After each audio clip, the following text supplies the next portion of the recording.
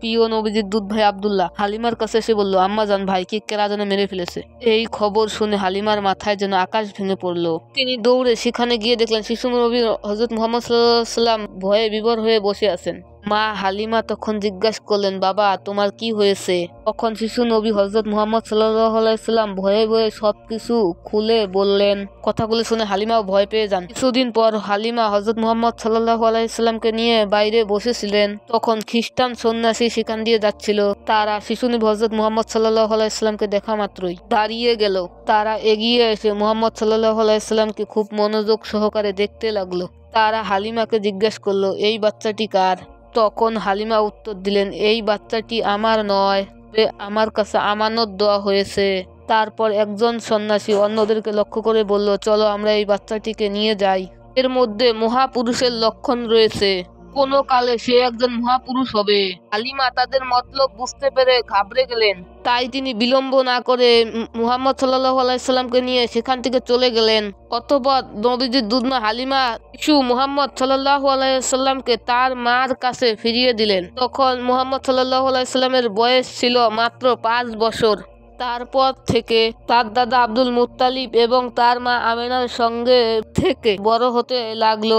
একদিন হযরত মুহাম্মদ সাল্লাল্লাহু আলাইহি সাল্লাম বাইরে থেকে এসে আমেনাকে বললেন, আম্মা জান, আমার সাথীদেরকে তাদের আব্বাজান অনেক আদর করে, কিন্তু আমি আমার আব্বাজানকে এখনো দেখিনি। আপনি বলুন আমার আব্বাজান কোথায়? শিশু পুত্রের এমন প্রশ্ন শুনে আমেনা স্তব্ধ হয়ে গেলেন। তিনি কোনো উত্তর দিতে পারলেন না। অতঃপর তার শ্বশুরের অনুমতি নিয়ে বিবি আমেনা মদিনার দিকে রওনা করলেন।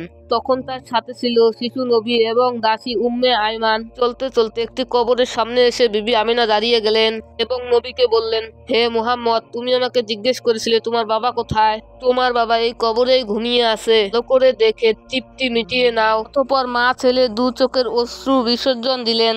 অতঃপর তারা মদিনার আত্মীয় স্বজনদের কাছে বিদায় নিয়ে মক্কার দিকে রওনা করলেন। চলতে চলতে যখন আবুয়া নামের স্থানে পৌঁছিলেন, তখন আমেনা খুব অসুস্থ হয়ে পড়লেন। জনশূন্য জায়গায় সাহায্য করার মতো কেউ ছিল না। তিনি বুঝে গেলেন এটাই তার শেষ সময়। তাই তিনি দাসী উম্মে আইমানকে বললেন, প্রিয় বোন, আমার মনে হচ্ছে আর মক্কায় ফিরে যাওয়া হবে না। আমি হয়তো এখানে ইন্তেকাল করব। তোমার প্রতি আমার একটাই চাওয়া, তুমি আমার মুহাম্মদকে দেখে রাখবে।